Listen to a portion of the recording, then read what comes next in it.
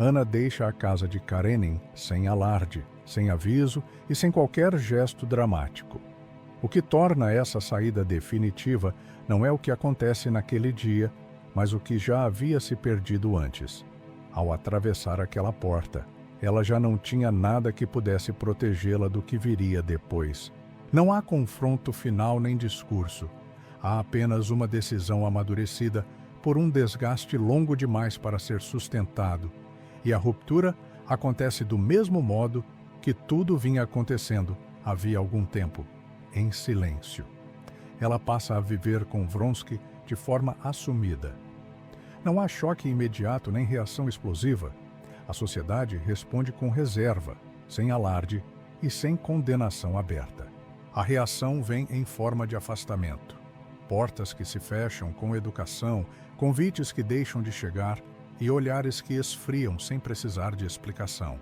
Ana perde de uma vez o lugar que ainda tentava ocupar. A vida com Vronsky começa sem celebração. É feita de deslocamentos, mudanças de casa, viagens sucessivas e tentativas contínuas de reorganizar a rotina.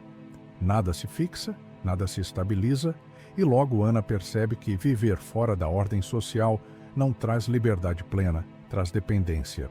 Ela passa a depender de Vronsky em tudo, do dinheiro, dos horários, das decisões e dos humores.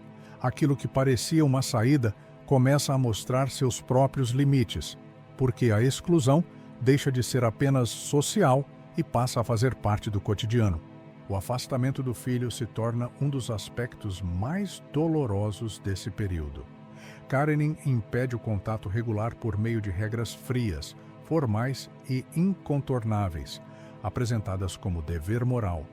Ana não aceita essas imposições e o vínculo materno permanece aberto, exposto como uma ferida que não se fecha. No aniversário de Serioja, ela decide vê-lo às escondidas. A visita acontece em segredo, fora do horário permitido. O reencontro é breve, intenso e impossível de sustentar. Quando Karenin descobre, Ana é expulsa da casa sem negociação e compreende naquele instante que perdeu não apenas a posição social, mas o acesso real ao próprio filho. Esse episódio marca algo profundo. Ana volta para Vronsky com a certeza de que não existe mais retorno a nenhuma forma anterior de vida e de que tudo o que foi perdido não poderá ser recuperado. O isolamento se intensifica, o sono se torna irregular e a morfina aparece primeiro como apoio, depois como necessidade. O efeito vai além do corpo. A percepção se altera e o pensamento começa a se fragmentar. A relação com Vronsky se desgasta à medida que ele retoma ambições deixadas de lado e volta a buscar posições, compromissos e reconhecimento. Para ele, esse movimento é natural. Para Ana, cada ausência passa a ser sentida como abandono. O ciúme cresce de forma contínua e silenciosa. Gestos neutros passam a ser lidos como rejeição, conversas comuns se transformam em suspeita e pequenos atrasos ganham o peso de provas imaginadas. As discussões se tornam frequentes e não levam a lugar algum. Cada conversa termina mais tensa do que começou. Vronsky se sente sufocado, Ana se sente descartável e o vínculo que antes parecia escolha passa a ter o peso de uma prisão para ambos. Eles tentam mudar de ambiente, viajam, trocam de cidade e buscam recomeços em outros lugares. Nada funciona.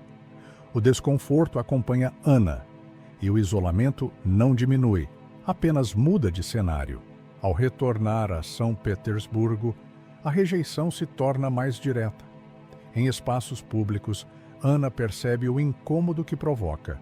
Olhares se desviam, presenças se afastam e a exclusão deixa de ser apenas silenciosa para se tornar explícita. O estado emocional se agrava. Ana oscila entre apego intenso e raiva profunda. Escreve cartas para Vronsky em tons contraditórios. Em uma implora, em outra acusa. E nenhuma traz alívio, porque o pensamento gira sem encontrar saída. A sensação de não pertencimento se torna absoluta. Ana sente que não há lugar possível para ela, nem na sociedade, nem na maternidade, nem na relação com Vronsky. Tudo lhe parece provisório, instável e ameaçado.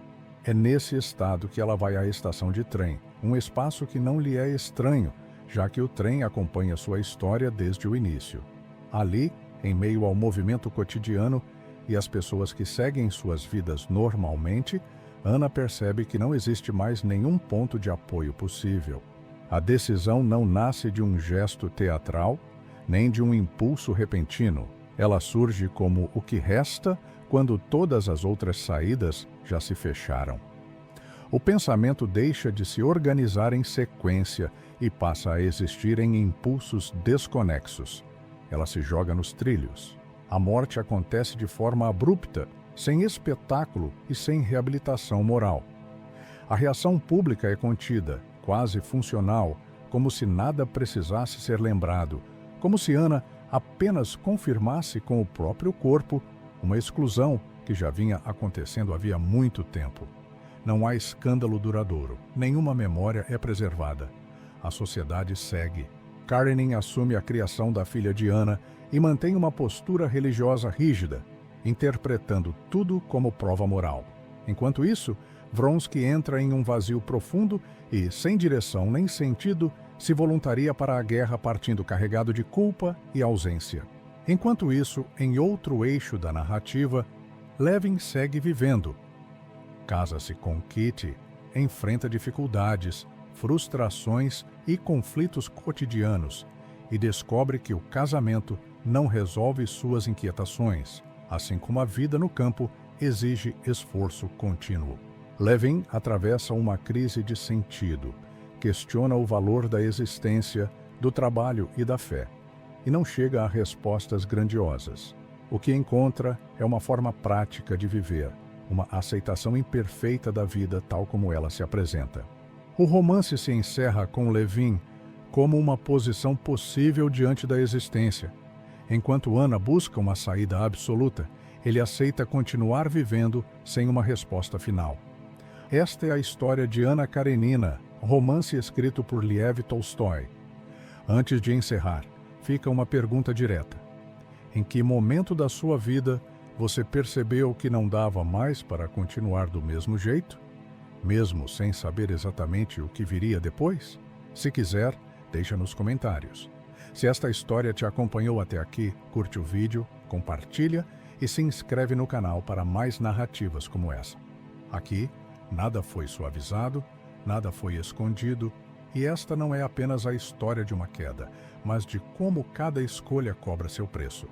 Até o próximo vídeo.